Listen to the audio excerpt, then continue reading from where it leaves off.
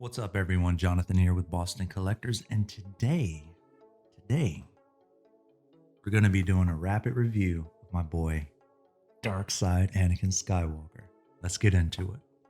So again, we're going to be reviewing Dark Side Anakin, and I was lucky enough to pick him up after Hot Toys allowed us to purchase him outside of the toy fair, which this figure was supposed to be exclusive to. And mind you, I was extremely upset. A lot of us collectors were. And when they allowed us to pick him up outside of the toy fair, I was extremely excited. I already waffled on about Light Side Anakin. I hate that I missed him. But right now I think I'm spending around $700 for him. I know. I think we've all been there. And if you haven't yet, you will. Right now, Dark Side Anakin is currently sold out, and if you want to pick him up, he's pretty pricey on the secondary market. We're talking $800 up. I've seen almost $1,100 for Dark Side Anakin, and do I feel like he's worth that? That's tough. I spent 200 and something odd dollars. If I missed him, I love Darkside Anakin so much. I feel like I will probably end up putting him on a payment plan for something like that, but that's tough. I guess you'd have to be able to judge that for yourself. So let's begin with Anakin's face sculpt. Alrighty, so let's begin with the scarring here on the side of his eye. Looks really good. It's not engraved though, keep that in mind. And then we have that awesome Sith look to his eyes that you can see, the darkening around his eyes, just to like really bring out that dark side of the Force in Anakin. Next up, we have the hair wisps here. The only thing about it is at the bottom, and you can kind of see it here in the footage, is if you turn his head too much, you start making a bit of an issue with the garments underneath. So be very, very careful with turning it too much. But either way, again, the hair wisps look incredible. The sculpting is incredible. I love the look of his Adam's apple and the wrinkles in his face, which again, you can see the wrinkles here around his nostrils. And again, if we point down here, you can see that Adam's apple, which looks really, really cool. And yeah, overall, I think the likeness is pretty much Hayden Christensen. I think it looks really good. Perfect head sculpt, 10 out of 10. So let's move on over to the accessories. All right, so we're going to go ahead and begin with a force wielding hand, kind of like just to move structures or something. If you want to pose him with Obi-Wan, it would be great for that. And then here we have more of a force push. If you want to have him controlling things for a diorama, this is what that would be good for.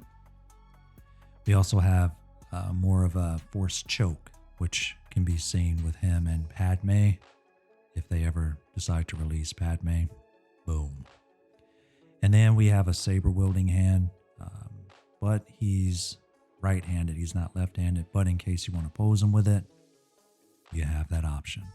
And then we also have more of a force choking glove, if you will, for his right hand. It's pretty solid. The gloves are pretty straightforward, don't need any veins. You have this more force control hand here, which I originally utilized. Looks solid. And then you have something more like a fist clench. If you want to just have him stationary or in his robe, be great for that. And now we move on over to the battery-powered saber limb. If you fear any corrosion from the batteries, I would suggest not putting them in there. But for the sake of this video, I went ahead and did it. You aren't really going to be able to bend it too much because of the mechanical reasons with it. It's battery operated, so can't exactly control it that much. But overall, it's a great limb. Goes in and out pretty easily. It's very well lit. I like it. Then we have this really, really cool, very delicate, very, very delicate robotic arm.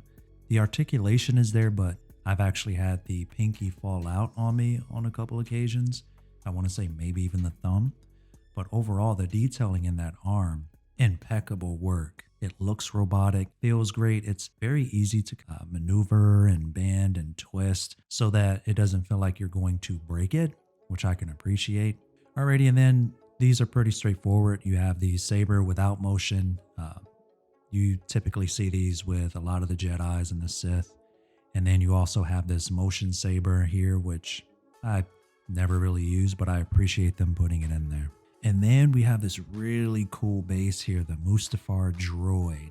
Great detailing in this. Absolutely phenomenal. I love the explosion underneath the droid with the fire and the coloring. We have the beautiful red and orange, which I'm going to show you with the light up function here shortly. We also have that awesome wiring underneath the droid. This very textured plating on top of the droid as well. And as you can see here, when we open up this portion, this is where the crotch grabber goes if you would like to place your Anakin on top of him.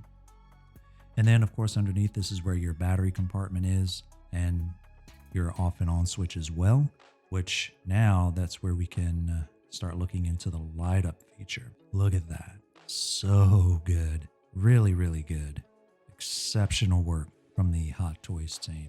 And I love the wiring in that droid as well. Absolutely gorgeous. The robe is pretty straightforward. The texturing feels incredible. It's got the wiring in the hood so that you can control the waves and the creases on the front part of it.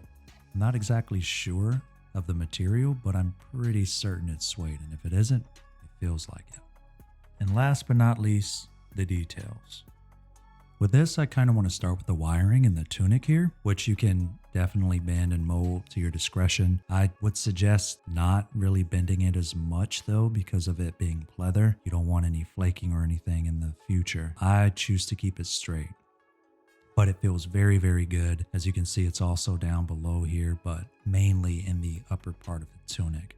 Then we also have this leather tunic and the under tunic beneath, which again, like I stated earlier, be very careful with turning his head because that hair is going to scar up that tunic. Next up, we have this awesome belt, which looks really good. There's a lot of detail here. This is where the saber is held.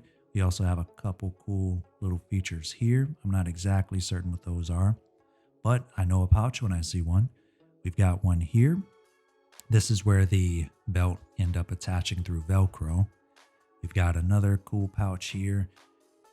We've got a couple other indicators here as far as details, a pouch, and another couple items on the side.